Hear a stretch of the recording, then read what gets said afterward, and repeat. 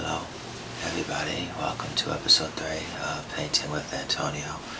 Today's painting will have relevance to the story I share, so sit back, relax, and listen.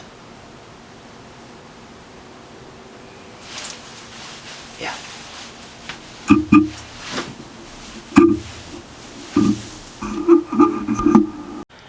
You know, death has a peculiar way of making an entrance. It doesn't storm in with thunder or scream its name in the dark. Well, I guess it actually does do that. It does scream its name in the dark, and it can storm in with thunder. Death can be actually violent, actually quite so. So, our phrase, death can also just simply arrive.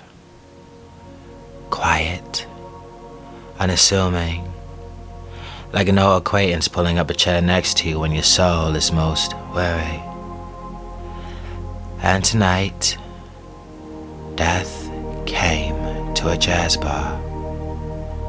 The place was dimly lit, jazz music playing, laughter buzzing like a warm memory. Glasses clanked, people murmured about nothing and everything.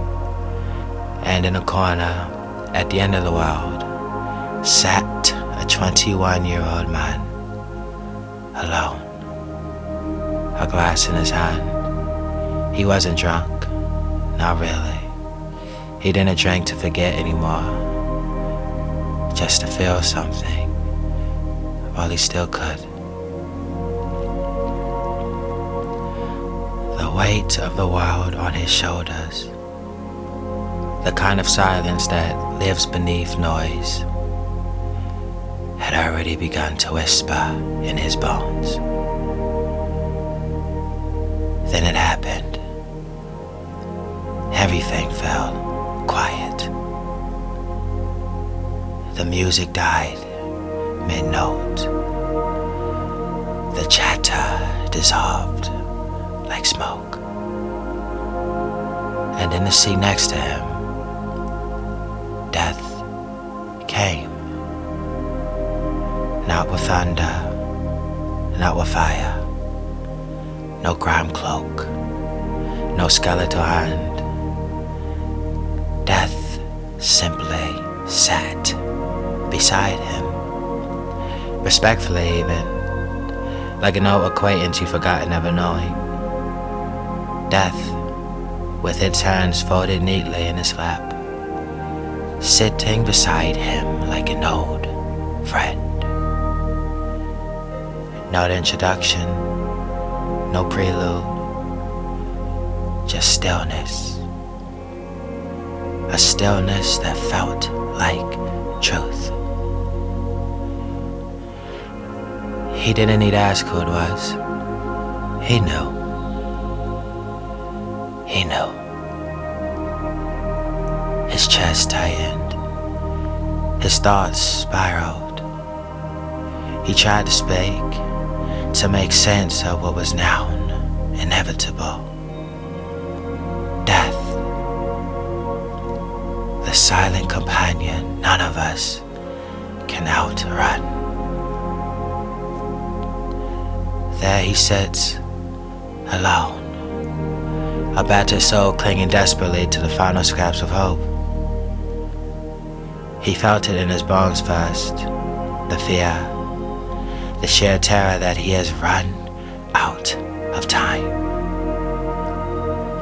In his soul, he rages against it, clawing at invisible chains, bargaining with the very stars if they hear him. It's not fair, he cries inside. I'm not ready, his heart screamed, though his lips never moved.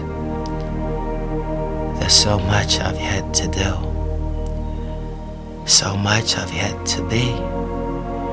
In his soul, he continues to claw at the threads of fate, hurling desperate words into the void.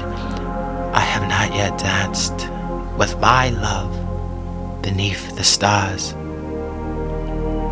I've not yet made my family proud. I had promises left unfulfilled. He wanted to scream the things he never said. So he pleads out loud to death. I'm not ready. There's so much I've yet to do. So much I've yet to be. The novel he swore he'd finish. The family he still hoped to watch grow old and grow old beside. I want to laugh again, he whispered. Not laugh out loud, but inside, where all the truest things live. I want to embrace the warmth of the sun. I want to cook for my mother. I want to sing badly in the kitchen and not be ashamed. I want to feel the warmth of the sun on my body. I want to tell my family I love them. I don't want to die a failure. I don't want to die as worthless. And for a fleeting, pitiful moment, he dares to believe that maybe, just maybe, his pleas moved death. But death is not swayed by desperate hearts.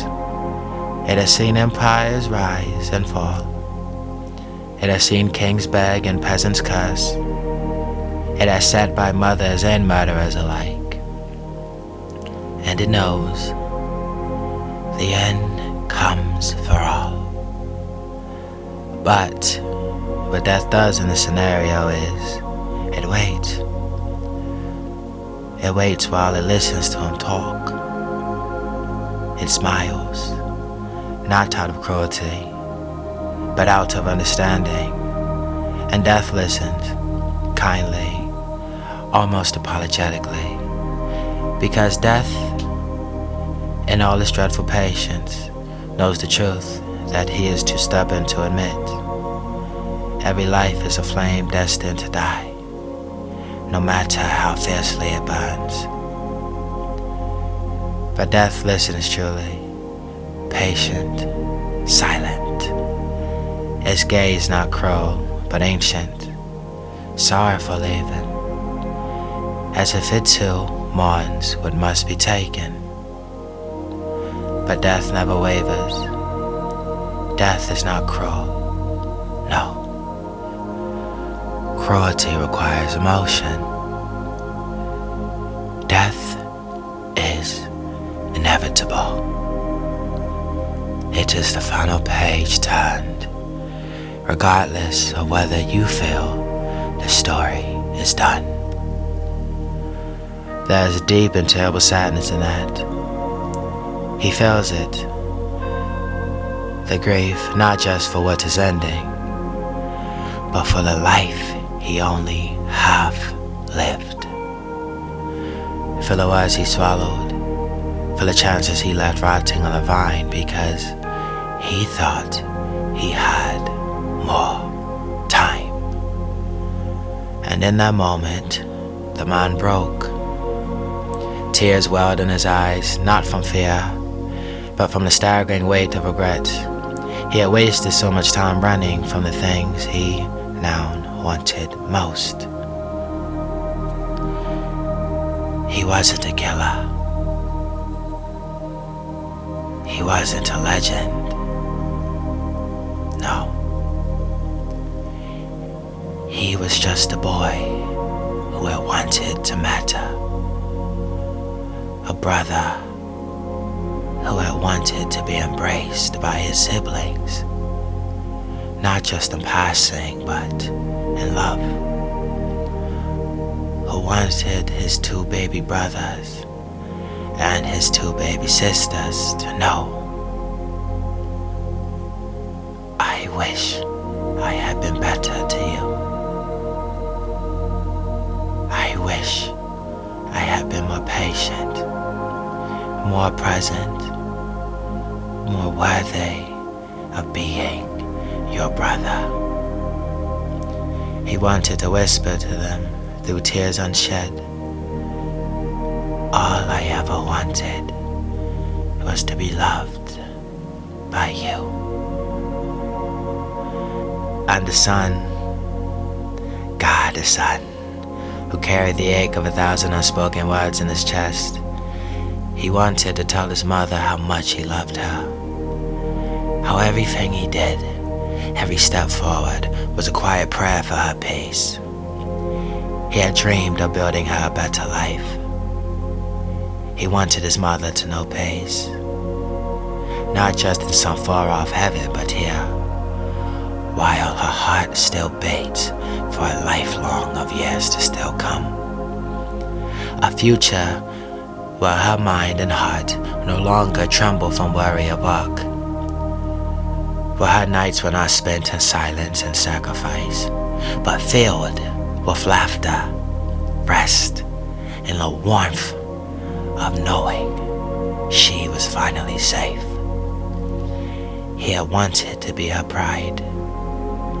He had wanted her to look at him and know he was enough. A son who had longed to be told from his mother that he was enough.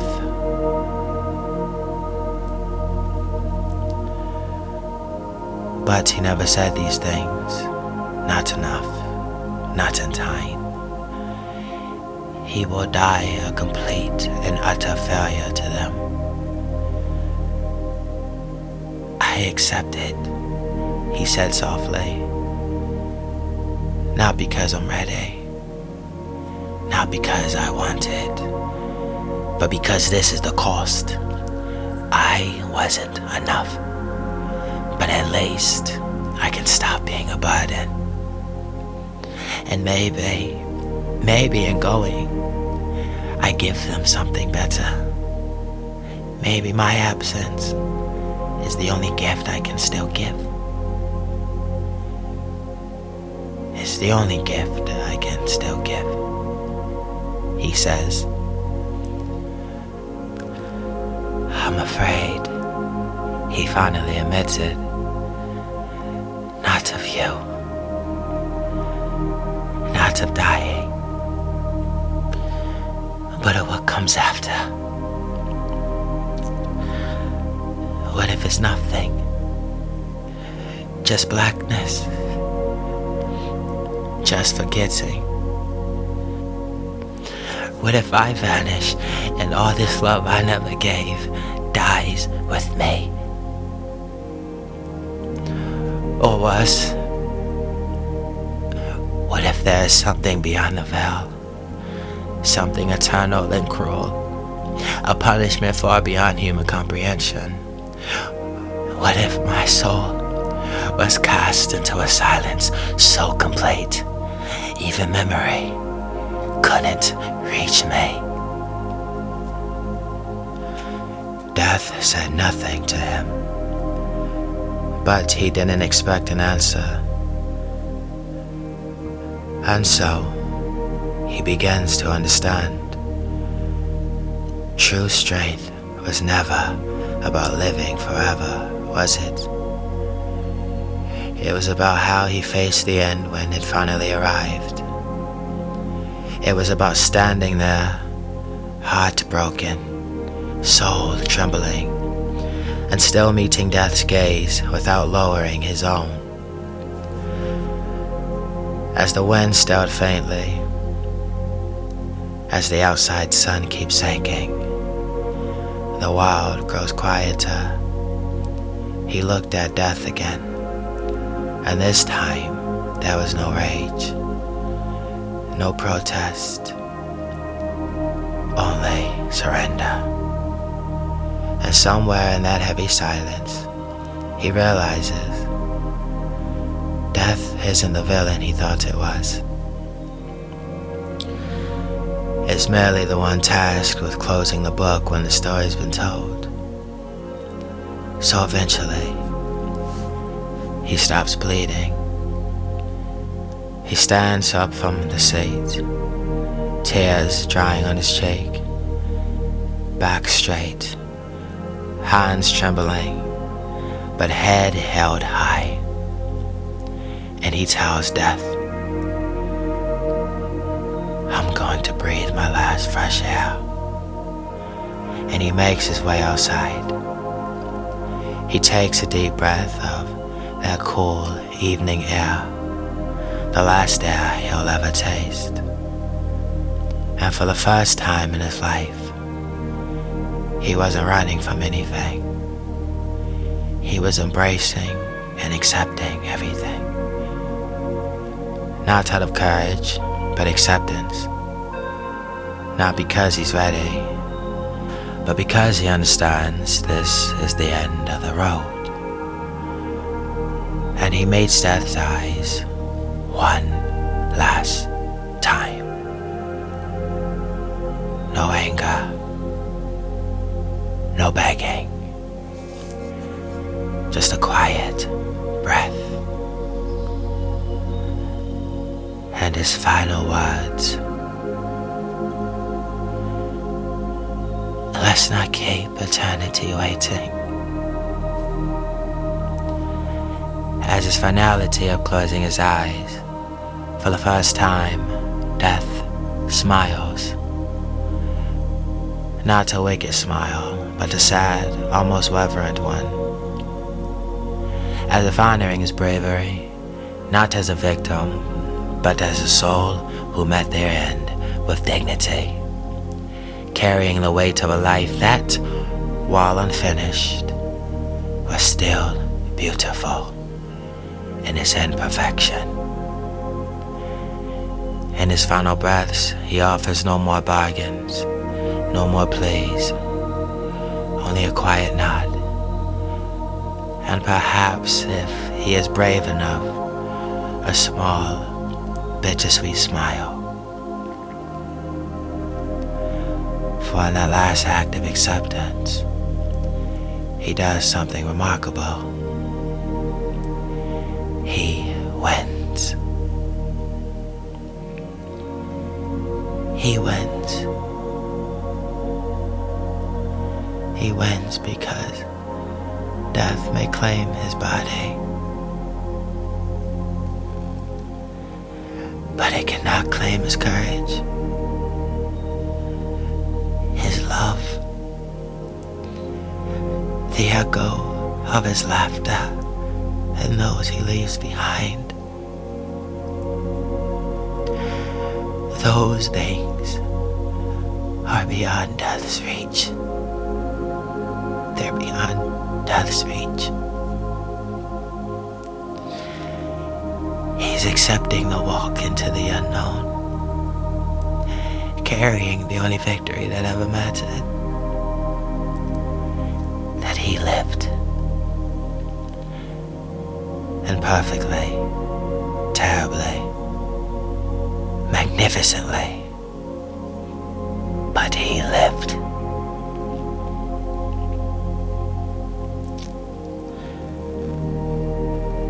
So as the finality of his eyes closed with acceptance, as death puts its hands on his soul, not cruelly, but almost tenderly, for him to meet his end,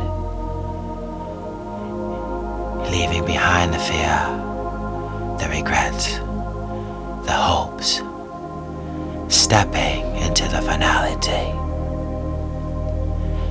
The noise of the jazz club at times, the chatter, the music, the laughter, like the world never noticed he was leaving. But death